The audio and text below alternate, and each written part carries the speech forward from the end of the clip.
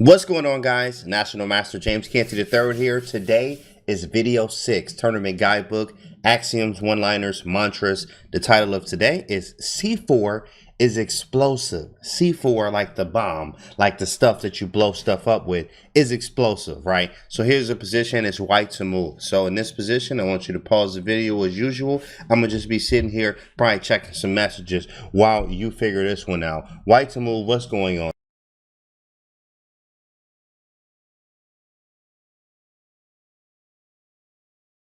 Now, for the people that stayed here and didn't pause the video, we're going to get right into it. Here it is. So we're going to actually look at the board here and see what's going on. So first off, we have an open H file.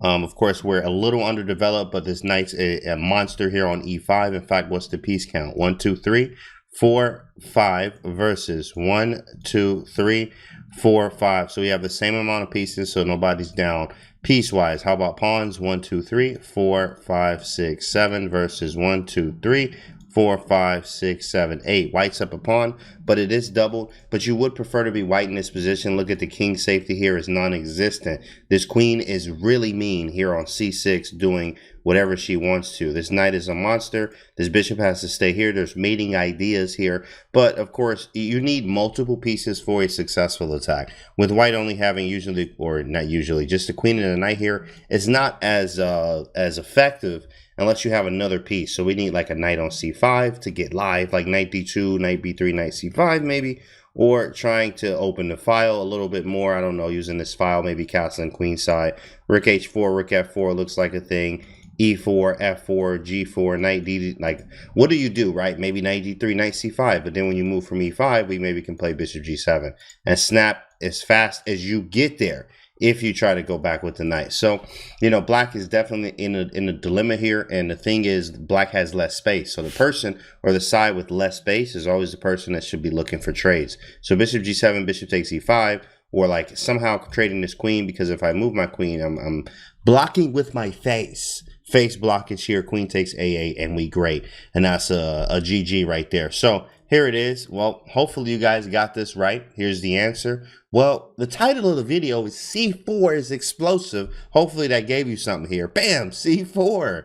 Shut the door for the score. My guy, C4 is a big boy move, blowing the position open. So now the knight can go to the natural square. So if you did say C4, congratulations to you. Clap it up, big dog. Flex real hard, all that other stuff. That's what's up, because C4 is a big boy move. Knight C3, you got rook C1 and rook D1, especially if the file's open. Now, of course, my favorite part is looking at some lines. What is black going to do? Now, in fact, in this game, this was a real game. But in fact, after the game move was D takes C4.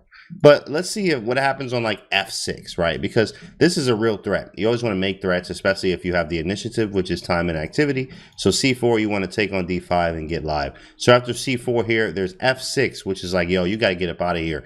Got to get up out of here. I know you learned from the last videos.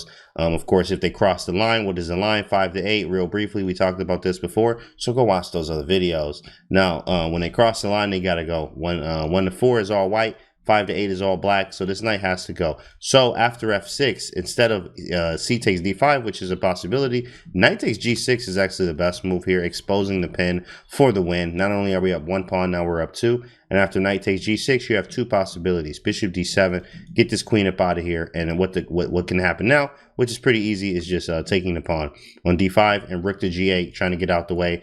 Fails, face blockage, 100% premium. That's not a move. Queen takes G8, start a new game. So instead of bishop D7, then you just go rook G8 instead. After rook G8, of course, we still want to keep the threats alive. This rook is now attacking the knight. Knight at 4, attacking the bishop. Bishop moves. Queen takes D5, hit the rook. Rook moves. You got 2 moves. If rook G7, start a new one, bro. Like, this is a family channel. Let's just get this off the screen. That's a wrap. So after rook G7, or instead of rook G7, there's rook G4, and rook takes H7 and GG. I mean, this is a wrap. Who knew C4 was so explosive? You know what I mean? Rook takes H7, that's a big boy move. Nice. I mean, everything's losing for black here. So after C4, D takes C4, and D5, we push that boy right through. Now we're going to use exactly what we wanted to do, is we wanted to carve out the square D5 here with the C4 move. And after D takes C4, we have D5 to attack the bishop. So we have 2 squares for the bishop. Now, what happens on bishop F5? Pause the video. of course, for beginner players. Or you can just see this immediately if you're really about that life. Bishop f5 and we live. What's the move? I hope you guys said knight takes f7. Absolutely, that's a big boy move. Checkmate and we gray. Start a new one. Ouch. So there is no bishop f5. In fact, the only move in this position, well, is bishop d7. But there's another possibility of bishop g7.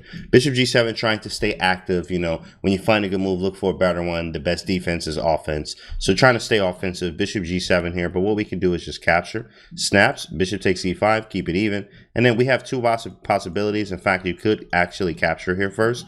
Or you could do it the easier human way, is like checking, hit the bishop. Bishop's hanging in the way. So he has to block with the bishop. Bishop d6, and then e takes f7. Threatening the queen in some cases, especially after rook takes h7. And then e6. So e6 is on the board hitting the queen. Queen has to get out the way, so we take on c4. We're up another pawn. We can steal castle. We going crazy here. There's a pawn on f7. The king's on d8. This is gross. So after d5, after the d5 move, there's bishop d7. And bishop d7 being one of the best moves here actually allows knight takes d7, and then queen takes d7, and then queen takes a8, and we great. And that's a new game, big fella. That's a wrap. That's already over there. Who knew c4 would be so explosive, my guy? Like c4 blew open the game. Literally, it's all calm, everything's cool, and then, you know, c4 happens, and then boom, it just blows up. The whole position's done for. Start a new game. That was beautiful. Hopefully you learned something from this on like how to break open a position, especially when you feel like you might be a little bit better. c4 broke it open, so knight c3 can happen at the right moment, but this is also a big boy threat. He had to respond to it. D takes c4, d5, keep the threats alive, and then bishop d7 and send them to heaven. Knight takes d7, queen takes a8, start a new game, my guy. That's not a move. I hope you learned something from today. c4 is explosive. This is video 6 of Tournament Guidebook, axioms, one-liners, and mantras. Make sure you guys subscribe to the channel, share this video, put comments under the video. Appreciate all you guys. Love you so much, and I'll see you on the next video.